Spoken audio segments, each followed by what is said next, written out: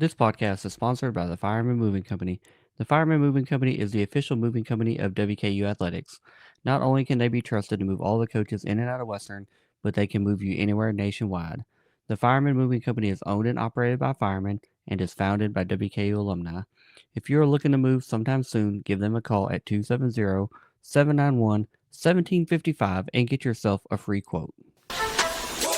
Welcome to Topper Talk, your number one Western Kentucky athletics podcast. I'm your host, Stephen Moffitt, and I'm joined by co-host Tyler Bailey.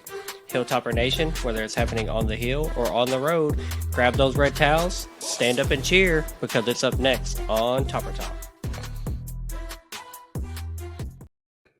Welcome back, and thank you for downloading and listening to another episode of the Topper Talk podcast. We are your number one source for WKU sports news and information, and we're the only year-round WKU podcast that covers every sport and every athlete at WKU. We are also a proud member of the College Huddle podcast community, and make sure you're following us on all of our social media platforms, especially X or Twitter, where you're going to get your most frequent updates with this live news as it's coming in, as it's happening, just sharing that from all the sports accounts at Western or anything relevant to Western athletics in general. We've got Tyler here with me, man. You ready to dive into another game preview? Yeah, man, this one should be fun. Let's get into it.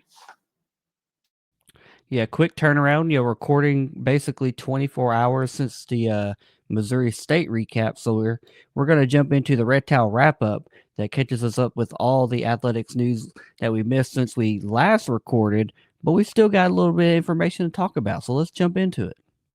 All right, so WKU football, Marshall Jackson named Conference USA Offensive Line of the Week, and runner back Lavelle Wright was named the Offensive Player of the Week.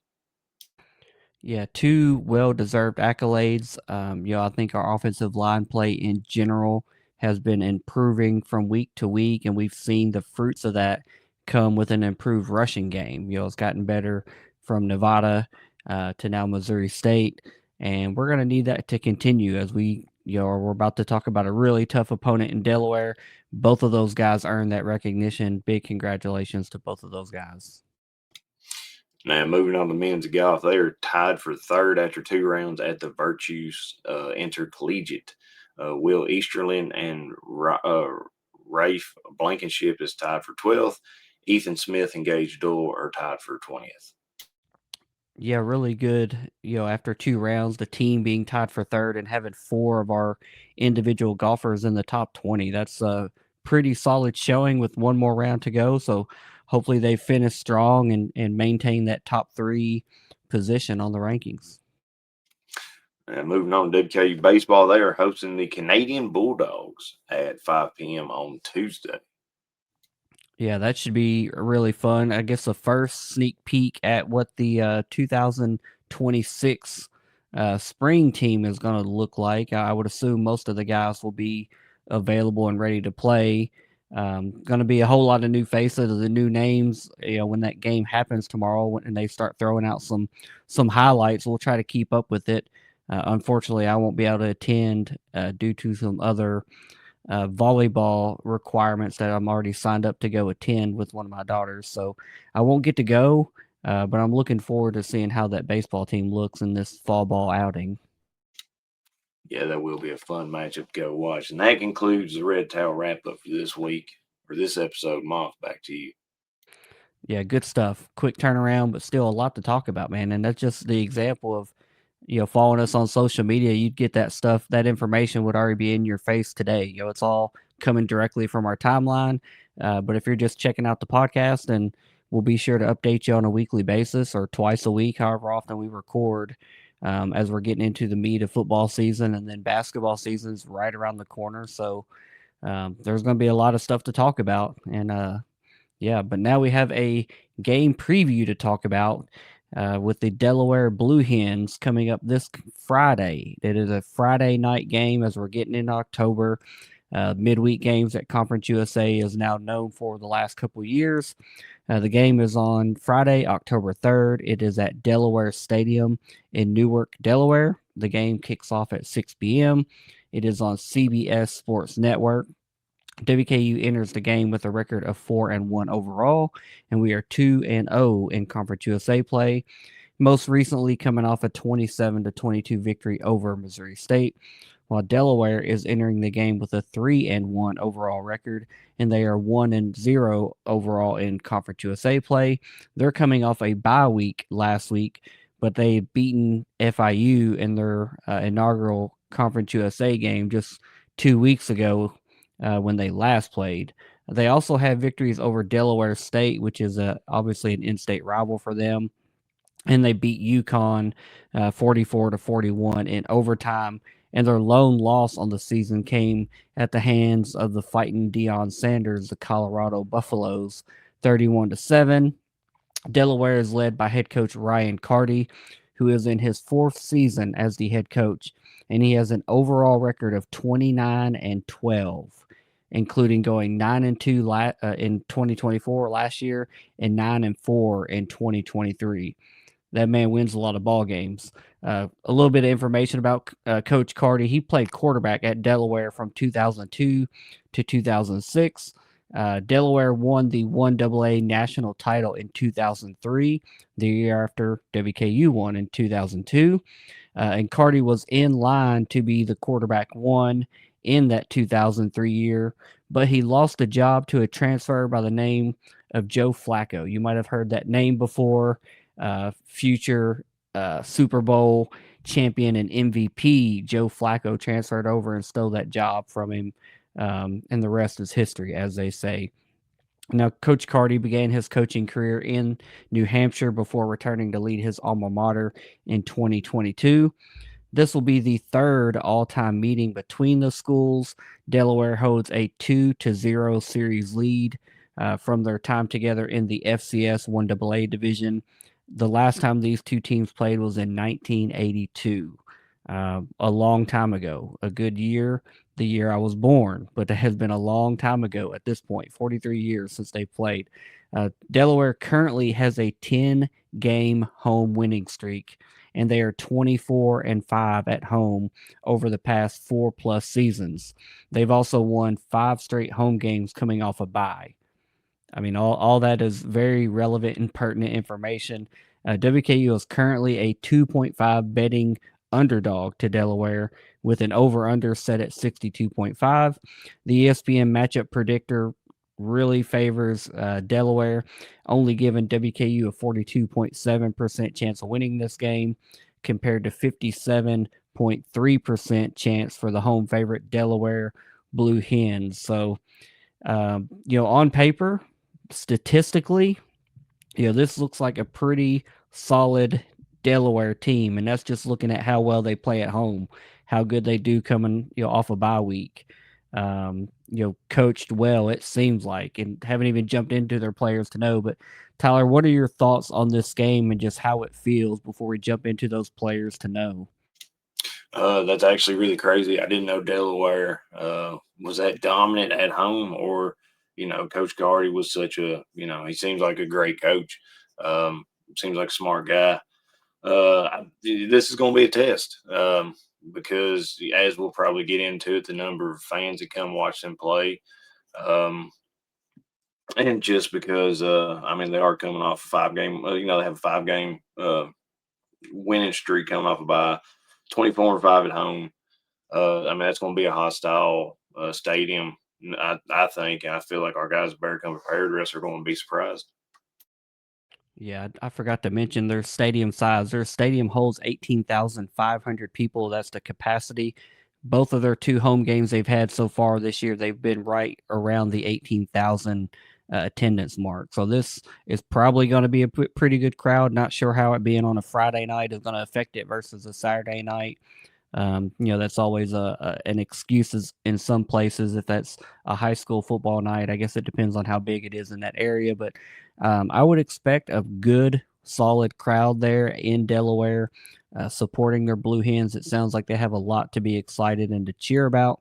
Let's talk about some players to know for the Delaware Blue Hens. That starts on their offense with quarterback Nick Manichucci. He is number 4. He is a 6'2", 215-pound junior quarterback. This year, he has completed 92 of 141 passes, good for a 65.2% completion percentage. He has 1,065 yards passing, 8 touchdowns to only 2 interceptions, but he has been sacked 10 times, and they've played 4 games, so 2.5 sacks per game on average. Their running back, they have a clear number one running back, and that is Joe Silver. He is number 27, 5'10", 200-pound senior. This year, he has 45 rushes for 326 yards and 3 touchdowns. He's averaging 7.2 yards per carry. He's tough to bring down. And then also out of the backfield, he has 10 receptions for 35 yards and another touchdown. So, not just somebody who can carry the ball, he can get out of the backfield and make some plays as well. And then their leading wide receivers. The first one is kind of by a large margin, leads them in receptions, yards, touchdowns, is wide receiver Kyrie Duplessis. He is number 19 on the roster, 5'11", 190-pound senior. This year, he has 20 receptions, 306 yards, and 2 touchdowns. And then their second best leading wide receiver is wide receiver Sean Wilson, number 18 on the roster, 6 foot, 185-pound sophomore, who has 17 receptions and 196 yards. So those two guys alone are very productive. Now, Delaware as a team is averaging 39 points per game in their 3 wins. I took out the 31-7 loss to Colorado. I think that's a game probably a lot of us in Conference USA are going to lose. Just looking at their 3 wins, Delaware State, UConn, and FIU, I think those are all kind of fair. Looking at our offense versus theirs, they're averaging 39 points per game in those 3 wins. On average, they're getting 272 passing yards per game and 152 rushing yards per game. So probably one of the more balanced teams that we've seen. Usually we've seen a couple teams that are really, quarterback rush heavy. We've seen a team that's more pass heavy in Missouri State that we just played. This team is really closer to balanced. It's not 2-1 as far as passing to rushing, but it's closer to just an actual true balance. Now, on the other hand, our WKU defense is giving up 22.6 points per game, and we're allowing 386 yards per game. On average, that's 210 rushing yards and 176 passing yards. So, kind of a weakness versus a strength as far as we're allowing a lot of rushing yards still, and they're gaining a lot of rushing yards, 152 per game, and we're giving up 210. So, something's got to give. It's going to be a tough game. We've seen our defense has really turned into bend, don't break, holding a lot of teams to field goals. They kind of move the ball in between the 20s really well. But once they get down there to that red zone, the windows get smaller. The defense tightens up on the back end, and we have done a really good job at holding teams to field goals. So, Tyler, how do you think this Delaware offense will stack up against our defense? Well, one thing that I think is noticeable to me is we're giving up 210 rushing yards a game.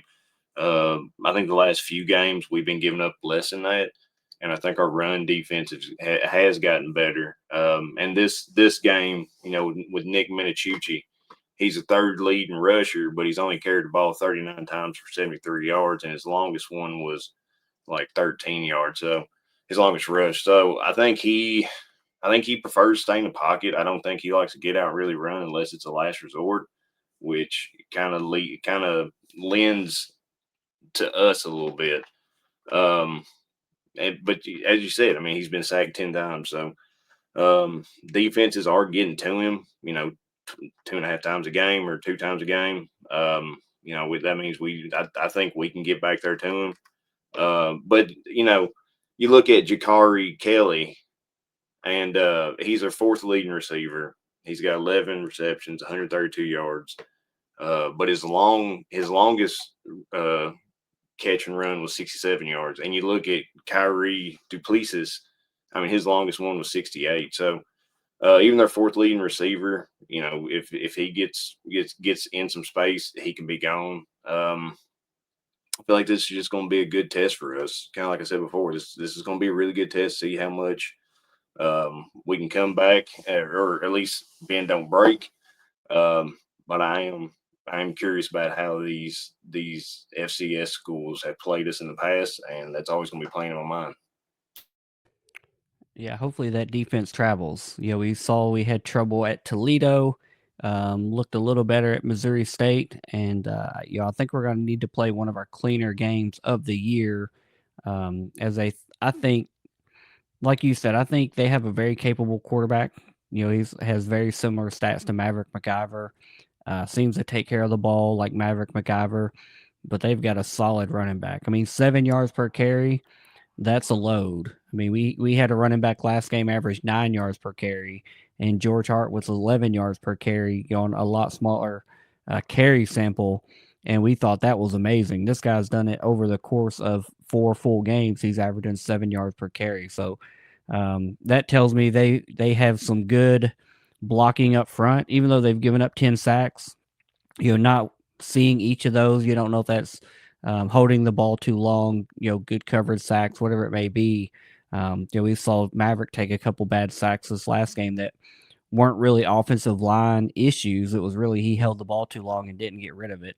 If you saw the Tyson Helton and Rick Bowie press conference today, both of them said, hey, he just held the ball too long. You got to get rid of it. You got to have that internal clock, speed up and get it out. So I'm looking forward to it. I think this is going to be a challenge. Looking at some of their players to know on the defensive side of the ball. First off is safety KT Say. He is number 7. He is a 6'2", 190-pound junior. He is their leading tackler this year. He has 31 total tackles. 22 of those are solo, and he also has an interception. Their next player to note is a linebacker, Gavin Mole. He's number 35 on the roster. He is a 6', 227-pound junior. Their second leading tackler with 29 total tackles, 17 of those solo. And then another player is a linebacker as well, Dylan Trainer, number 19, 6'1", 230-pound senior, with 24 total tackles. 11 of those are solo, and also has 2.5 sacks on the season. So eats up space and gets in the backfield to the quarterback. And then the last player that I wanted to highlight is safety Mysone Pollard. He is number 2 on the roster, 6'2", 187-pound senior. This year he has 19 total tackles. 13 of those are solo. He has 2 interceptions, and he has 1 forced fumble. Their defense as a whole, a little bit disruptive. They have 10 sacks on the season. They have 4 interceptions on the season and 2 forced fumbles through 4 games. I talked about earlier, they're scoring 39 points per game in the 3 wins they've had this year. They're also allowing just 25 points per game in those 3 wins. Again, I threw out the Colorado game. It was 31 points. So if you were looking at all 4 games, it would be 26, pushing 27 points per game, which is still pretty good on the season. So just an overall solid defense. And how that compares to our WKU offense, we're averaging 35 points per game. We're averaging 447 total yards per game. 126 of those are coming via rushing, and 321 of our yards are coming via the pass per game. So, it really sounds like who's going to play the cleaner game and who's going to execute better is what it looks like it's going to come down to me. Tyler, how do you think this defense is going to stack up versus our offense? I think it's going to be a heck of a battle. Our offensive line is going to have to give Maverick some time to get a good read and get the ball out, or he's going to have to be smart enough to tuck and run. Um, they have given up. Their offense have given up 10 sacks. Their defense is getting 10 sacks. So I mean, obviously, the guys got the dog in them. Guys want to get back to that QB. Maverick's gonna have to play smart, and our wide receivers are gonna have to get the cuts and get open, or at least the running backs are gonna have to be able to get that space. It's crazy that top two of their 4 leading tacklers are safeties, and the other 2 are linebackers. 4 interceptions and 2 forced fumbles. Now they haven't recovered none of them forced fumbles, but they have been able to punch it out. So the guys better be ready to hold on to the ball and just play smart. We can't be having them penalties like we did against Missouri State. we don't need to be shooting ourselves in the foot in this game. Yeah, usually when I highlight those defensive guys, I like to do one from all three levels. I usually like to do a defensive lineman, a linebacker, and either a cornerback or a safety. But when I was going down their defensive stats, their leading defensive tackler was like their 12th guy down. Like it was all linebackers, safeties. It was the guys on the second level coming down and making plays or making plays in space. Um, I don't know. I don't really know what to make of that. Maybe they're kind of similar to us in a bend don't break fashion. You can move the ball, get stuff over the middle, and they're going to bring you down and eventually get you off the field. That's kind of the feel it has to me, that they might give up some yards, but they don't give up so many points. Which kind of sounds really similar to what we do. We give up some yards, but we've been really good on just not letting people get in the end zone. Now it's time to jump into our keys to victory. Tyler, what do you have for your first key to victory versus the Delaware Blue Hens? Get going fast. We can't, and I know you're probably going to have it. We don't share notes, but it's just we've been harping on it the last few games. Really, I think since the very first game. Um, we got to get down the field and put points on the board first, or as quick as we can. Hopefully, first this game. Yeah, it's going to be my number one key to victory as well. We have to start fast. Coach Helton talked about it in his media availability today. Coach Bowie talked about it. We've talked about it the last two games. There's absolutely no reason to not score any points in the first quarter. We have to change that tune. We have to change that narrative. Our offense is too good. We saw it against Missouri State in the third quarter. We got to clicking touchdown, field goal. Basically 3 possessions, one after each other. We know we can move the ball. We have the playmakers to do that. We just kind of get in our way too many times, whether it's penalties, whether it's negative yardage on first down, you get off schedule, and then your second down plays too dependent on picking up, 6, 7, 8 yards instead of 2 or 3 yards. I think we just have to be smarter and more efficient to start the game. It doesn't always have to be, we seems like a lot of times we get to third and long and we throw that back shoulder fade down the sideline. I'd rather dink and dunk and take the body shots over the middle. Noah Myers, Matt Henry, Katie Hutchison, take those body shots early, get down the field and score some points. Because on the road, against a team that's won 10 games in a row in their home stadium and 5 games in a row coming off a bye, this is going to be a team that is going to play with a lot of pride in front of their hometown team. So we've got to start fast. If not, we're going to be down 14-0, feeling like we're playing Toledo all over again. So start fast. Like you said, we don't share and or copy notes, but it has to happen. At some point, it has to stop, and hopefully this will be a good game to change that trend. What's your second key to victory? Second one's going to be forced turnovers. Our defense can do it. We used to be turnover tops. I feel like we can still get that going. We're going to have to get the interceptions. We're going to have to punch the ball out and recover them fumbles. And I feel like if we want to win, we're going to have to do that because we got to get their offense off the field. Yeah, again, we don't share notes, but mine is definitely the turnover battle as well. We've seen it when we didn't win the turnover battle, Toledo, it turned ugly real quick. We saw it this last game. Luckily, it was 0-0 on the turnovers.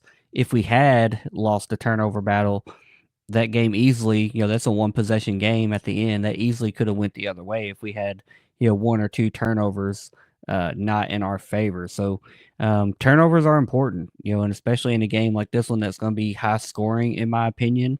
Points are going to be, you're going to need to get every point you can, whether that's 7 or whether that's 3. You can't turn the ball over and have empty possessions. We don't need Cole Maynard out there 5, 6, 7 times punting the ball. We hope this is one of those games he chills and hangs out on the bench and just watches and enjoys a W. That's what we need to happen. So definitely win the turnover battle is my second key to victory. Tyler, what is your third and final key to victory? Get off the line. That's on offense and defense. Defense has to get back in that backfield, create some pressure, or just mix up or to mess up the quarterback side of the field and get their hands up in the air. Just create havoc back there. And offensive line needs to be able to get off, create space for the running backs, and create lanes for them, or create space for Maverick to at least have time to throw the ball, or for the wide receivers to get open. I think my third key to victory is going to be that we have to slow down their running game. I think Delaware and their coach and their just staff in general is going to be smart enough to have watched enough game tape on us to see that our run defense at time can be gashed. They're going to see big chunk runs against us.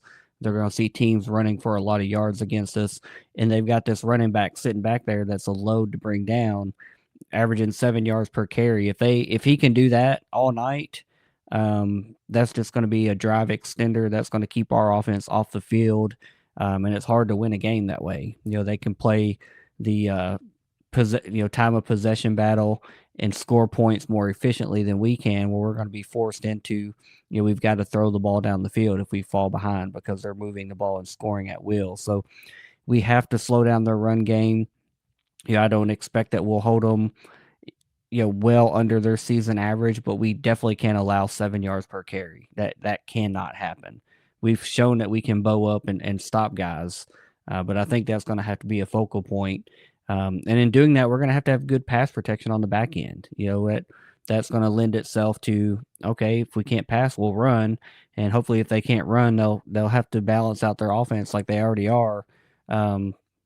It starts up front with our guys getting pressure, closing those gaps, not letting their offensive line push our defensive line around. We've got to get pressure. We've got to get good push up front, and just not let those gaps open up. Not let that running back get past us. Arm tackles are not going to work. You're going to have to hit him. You're going to have to wrap up. You're going to have to chop his legs out from under him. He's a big boy and he's hard to bring down. So big trees come down from the bottom, chop them legs out, get him on the ground, wrap him up, and gang tackle him if we have to. We have to slow down the run game, or it's going to be a long night in Delaware. Tyler, who have you got for your MVT, your most valuable topper versus Delaware? All right, so I'm going to keep on the train of the running backs because I think if we want, we also have to get the run game included. So I'm switching it up this week. So I'm going with Lavelle Wright. He's leading the team with five touchdowns, 28 carries, 177 yards. I'm hoping he's able to bust open some big runs. Him, George Hart, and Marvis are able to really gash the Delaware defense and really get down the field and kind of help take some of that pressure off Mavericks on this week. Man, I'm so close to joining you. I'm so close to hopping on the bandwagon. Like I see there's an open seat with my name on it that I could come over and join you for the number 11, the big workhorse as they're calling him now. Lavelle Wright's a really good option. I think we have seen the last two games. We need to lean on him a little bit harder than we have been because he is a runner and a heck of a runner. But I think in this ball game, I think it's going to be a high scoring affair. I've already talked about they're scoring 39 points per game in their 3 victories. We're scoring 35 points per game across all of our games, all 5 of them, including that tough loss to Toledo. I think this is going to be a high scoring game, and I think we've got to get that passing offense going. We've got to get started early. We've got to hit a lot of different receivers, give them different looks, chop up all parts of the field, throw in those occasional, trick plays, whatever you want to call them, and get the ball down the field by whatever means it takes. And hopefully by doing that, it opens up the running game, and we can lean on Lavelle Wright when we get down to that fourth quarter time, and that's winning time, and you need to be able to lean on Lavelle.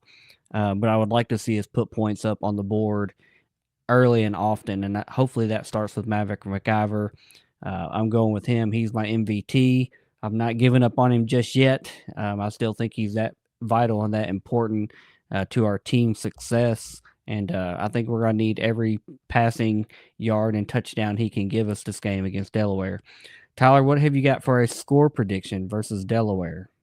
All right, so the last few weeks, my score predictions have been absolute trash. But this week, I'm going 45-34, Tops win. I think our offense is going to come together. I think our defense is going to hold them below their season average. I think it's just going to be a good football game to watch. So 45-34, Tops win, you win. Tops win, you win, we lit, baby. I'm in that same train of thought. I can't pick us to lose just yet. I'm still wearing red tinted goggles, even though we haven't played the prettiest, cleanest game yet of the season. We played some ugly and some sloppy ball, and we've gotten some wins. Coach Elton talked about that a lot today. But we took a step forward in what we're doing in progress and getting better, getting more efficient, getting cleaner. I think we're going to have to take another step forward from Missouri State and Nevada against Delaware, or this is absolutely a game we can and will lose on the road. But I can't pick against us just yet. I think we hopefully learn something from the Toledo game. Hopefully, we learn something from the last two games as well. I've kind of alluded to. I think this is going to be a high scoring game. So give me the Tops in a 42-41 victory, a 1 point victory. I don't know if that's going to be a late field goal for the victory, or if we're just going to be kneeling it down with the last possession to hold on to victory. But I think it's going to be a really good first game as Conference USA mates up there in Delaware in front of what's going to be an absolutely great crowd. Are expecting, pushing 18,000. Really looking forward to that. But I think this is going to be a good game. I think Delaware is a good addition. I think we've said that since the announcement was made, and they've kind of have proven that with their play on the field and what they've shown over the last few seasons is they win a lot of football games. They were ready for this transition. They've come in. They've been winning ball games from the get go. So really looking forward to this game. I think it's going to be a tough one. I think it's going to be a high scoring one, and I think it's going to be one that we have to play our best football. A better complete 60-minute game than we have played all season yet so far, to come out of there with a win. That may be saying a lot, that may be asking a lot, but it's certainly capable. We've seen flashes of it. We have seen our offense, shine for, a couple quarters at a time, a half at a time. We've seen our defense be mostly consistent and getting better game by game. Bend don't break. We've called it that for a couple years. But hopefully Delaware is not a backbreaker. Hopefully they're not going to bend us and break us, and welcome us to up to Delaware and send us home with a loss on a short week. We haven't even talked about that. We're coming off a 6-day week, whereas Delaware is going to have a 13-day layoff between games. Advantage to them, as far as the rest standpoint, but maybe there's a rust standpoint that, they're not looking at. They're going to be not going game speed for almost 2 weeks between games since they played FIU. So, should be a good game. We're going to have to come out and execute. We're going to have to come out and play clean football, definitely clean up the penalties, take care of the football, start fast, and this is absolutely a game we can win. We need to continue to control our destiny in the Conference USA standings. Would love to host the Conference USA Championship this year. Really feels like that is, within our grasp. Conference USA has never looked so wide open as far as the pecking order of things. Liberty's down, Jacksonville State's down, Sam Houston's down, Louisiana Tech is up, we're up. It's just kind of a weird year as far as the power rankings and who looks good so far early in the season, as we've just got done with the 1/3 of the regular season so far. So I'm looking forward to this game. Going to be a fun one. Going to be a stressful one. I have a feeling, it's not going to be a blowout. I don't see us blowing them out, and hopefully they don't. Hopefully it's not a Toledo game. Hopefully they don't blow us out. Early and often with turnovers, etc. So I'm looking forward to it. Can't wait for it. Hope it's a great game, and hopefully we have a good one to recap next week. Tyler, hit us with your final words and take us on out of here. Yeah, Delaware, they're currently sitting third in the standings, or tied for third, fall behind us and La Tech. And they're new kids on the block. Missouri, I feel like whenever we played them, I didn't think about it at the time, but after the game, I was like, you know what, they came in as new kids, thinking if you want to be the boss, you got to knock the boss off. And I'm sure Delaware riding a 10-game home winning streak, coming off a bye week, is thinking the exact same thing. They're not stupid. They know who's leading the conference right now, and they know if they want to make their impression on the conference, they're going to have to beat us.